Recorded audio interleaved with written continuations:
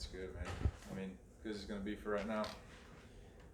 Can you kind of take us through how it happened, the injury that happened? We obviously saw you down there forever. We didn't see exactly Uh, what went on. so pretty much what happened is we ran a stunt, and I got to the quarterback and reached for him as he was throwing the ball, and Jaden Jernigan launched through him, and I had a hold of him, and he just went through my arm and dislocated it. Freak deal. You've dealt with pain. Where does this rank on the scale of pain for you? Number one.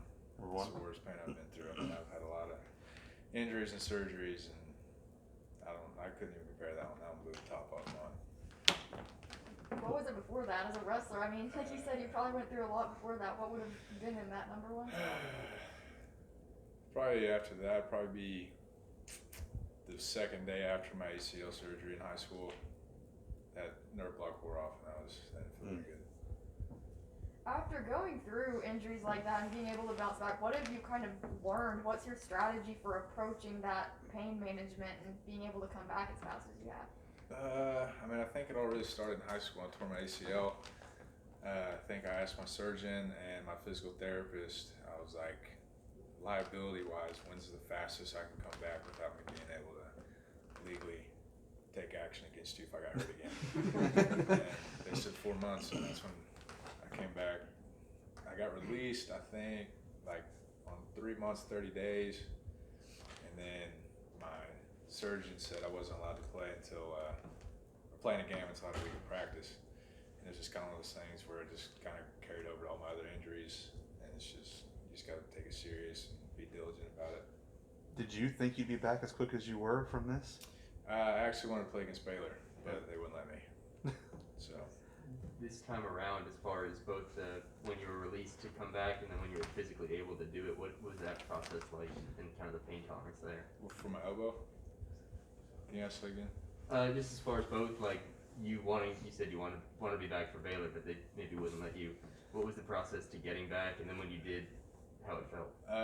So for Baylor, our trainers put me through like this little test deal, and I pretty much faked my way through the whole thing. Eventually, I ended up telling them like that hurt, I can't do it, and then so they said I couldn't play. They weren't gonna let me play regardless, but and then we had a bye week, so pretty much I had 3 weeks after I had Baylor, and then the bye week, and then a whole another week of recovery. So I mean, I had a lot of time. I mean, it sucks I missed Baylor, but it came at a good time for the bye week and all that stuff. Have you been through enough of those tests? You know how to fake your way through them now?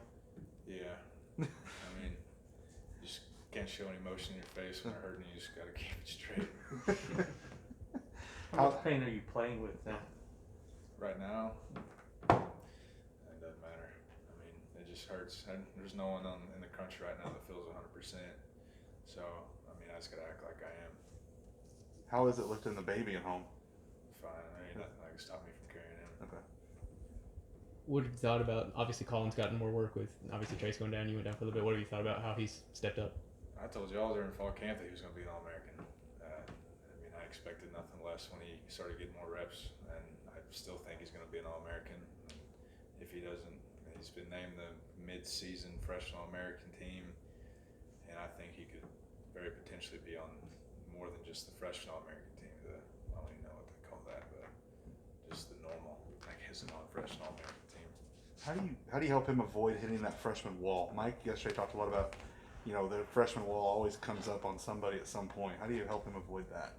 I don't know. I really don't. I mean, I feel like that's on them to be just mentally tough enough to get through it. But I mean, he's tough. He's strong. He's everything you'd ever want in a football player. So I mean, I don't think he'll ever even touch that wall. So. Brock, last week you saw Case after my favorite they controlled time of possession against you. I think it was 35 and a half to 24 and a half. Beal rushed for 2 touchdowns, 100 yards. How do you look to stop them from establishing their run game like they did so well against OU last week? Get off the field on 3rd down. I think OU or KU was like 8 for 9 or something on the first drive on 3rd downs or something. I don't know if anyone has the actual stat, but I think we're like 90% on that drive. So I mean, you gotta get off the field on 3rd down. You can't let them establish anything. You let them extend those drives. They get to fatigue out the D line and the linebackers, and they get to kind of That's why we take a lot of pride in getting off the field on third down. Coach Gundy had told us how you decided to come back for another year. What made you know that you wanted to do that? Do I have to answer that one? Whatever you want, you can wait if you want. I'm gonna pass on that one. Okay. Well, then I'm gonna have a fun one with you. What TV show would you rewatch for the first? Want to rewatch for the first time? Peaky Blinders. Oh, Okay. I don't know if y'all ever seen that one, but first episode's kind of boring. But I've heard after of you get through that one, I think I've rewatched like 4 times already. Oh. But if I could go back and watch it the first time, Yeah. I think it'd be cool.